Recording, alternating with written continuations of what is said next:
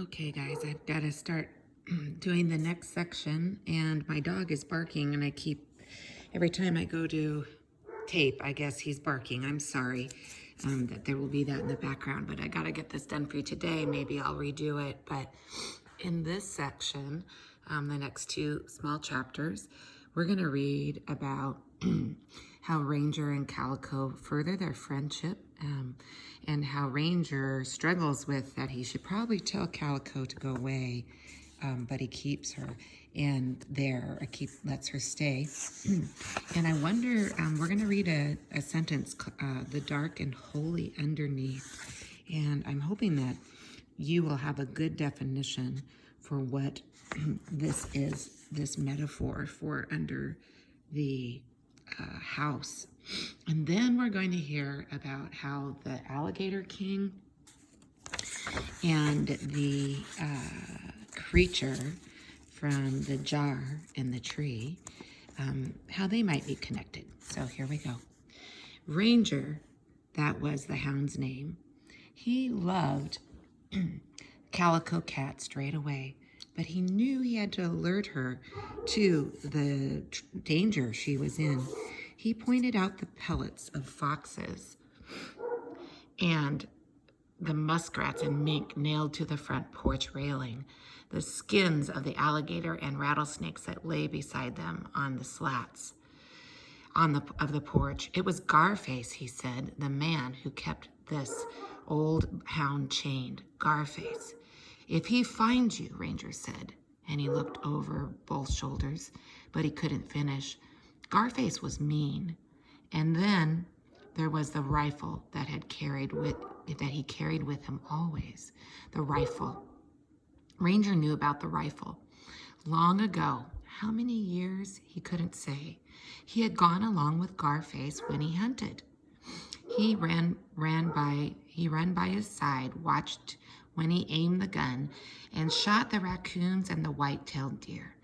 And then there was that night, that awful night, when Ranger cornered a bobcat, a beast with glowing eyes. Ranger bayed his victory song, but just as Garface aimed at the cat, had the creature in his crosshairs, Ranger sensed that something was wrong. He moved, and Garface shot Ranger instead.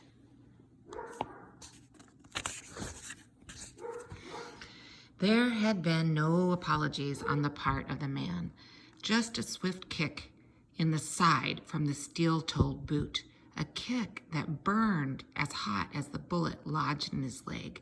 "You stupid dog," the man had snarled.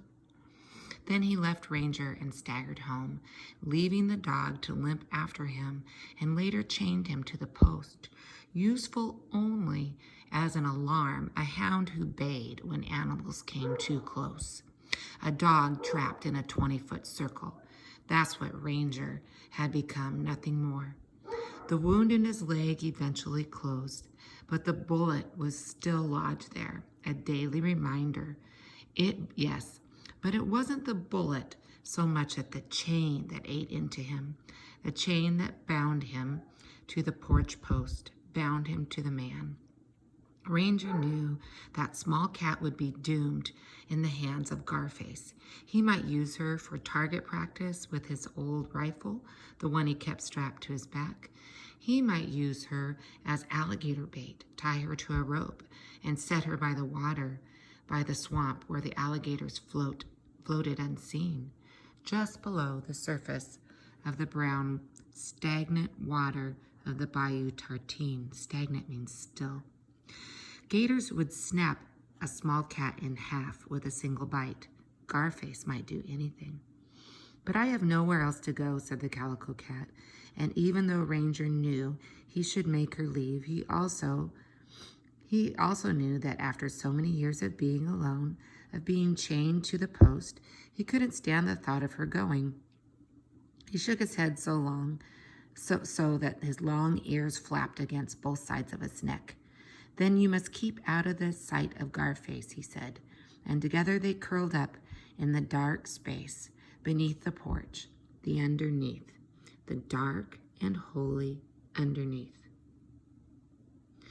Whenever there is a breeze in the old forest, you might, for a moment, realize that the trees are singing.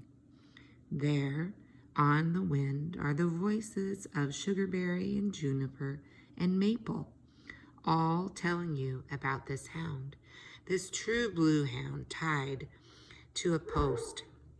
They have been watching him all these years, listening to his song, and if he knew what the trees were singing, it might be about how he found a friend.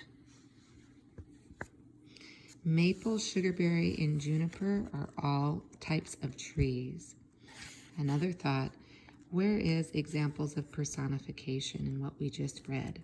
You can think about that for a moment. It takes time for a 100-foot alligator to grow in the forgotten forest. One year turns into another until centuries have passed. No one keeps record, no one but the trees. They do not count in years. If they did, perhaps 1,000 might have passed, maybe more, since the day the alligator emerged from his leathery egg.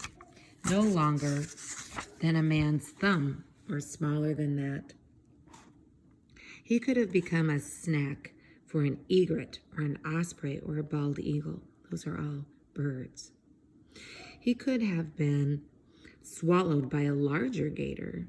This is what happened to most of his sisters and brothers, but he was swift and cagey. That means kind of smart.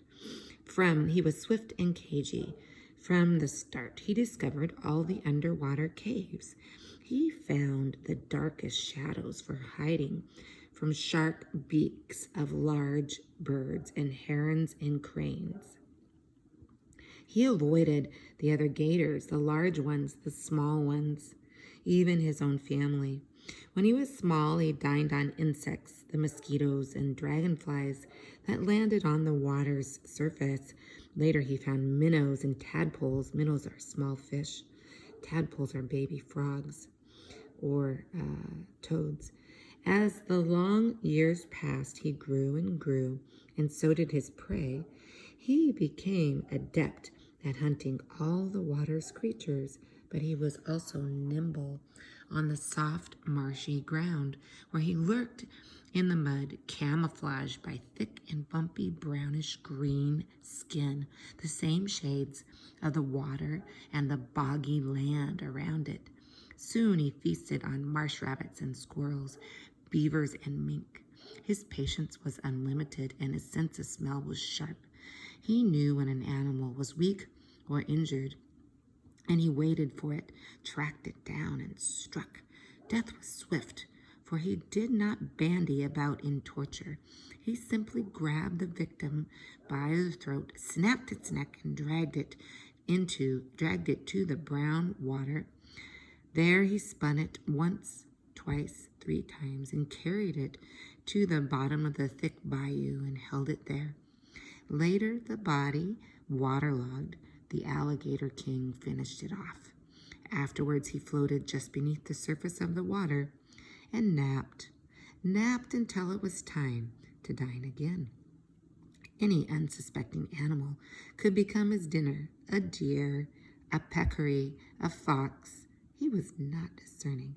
Any animal, large or small, made a meal. He was the master of disguise, and he knew how to avoid the quicksand.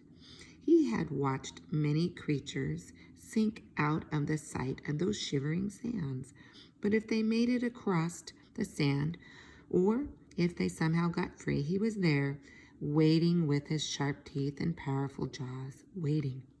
Can an alligator live for 1,000 years? Maybe more. Who's to say? And why not? In this deep, dark forest, this hidden from view forest, the gator is not the only ancient being. Certainly there are trees here that have stood for longer. They are the ones who know all the histories of the species. If a tree can live for 1,000 years or more, why not an alligator? Before the man spotted him, only a few knew that the marshy land between the Bayou Tartine and the Petite Tartine was the secret lair of alligators. Only other alligators and the trees and the birds that flew overhead. And one other, the one who was trapped in the beautiful jar beneath the tall, dying loblolly pine. The alligator king blinked his golden eyes and whispered, "Soon, my sister, your time will come." Then he sank beneath the muddy waters. Alone in her silent cell, Grandmother blinks. Perhaps the alligator king is 1,000 years old, but she, the creature in the jar, is older than that, much. Well, Cat Amigos, I think we have read a section where there's a lot of people hiding out in dark places. Maybe the dark and holy underneath. We have Ranger, who's always found a place under the house. Now we have Calico Cat, who's coming there with him in the dark and holy underneath. We heard about the alligator king, who survived for years and years by going into dark caves and resting there and being very wise about being seen so he was not eaten. And then lastly, we have the creature. We have the creature to which the alligator king said, "Please wait, my sister." And now we call that creature Grandmother. And she's been hidden in a clay jar for a very long time in the base of a tree in the roots. So I'm wondering, why do people hide in dark places? Do sometimes when we're hiding out from danger, do we meet friends who are still worried about that danger? And if we are hiding out in dark places, does that always mean that that's a bad thing? I'm wondering. Maybe we can have a discussion today. All right, Wildcat Amigos. Next section soon.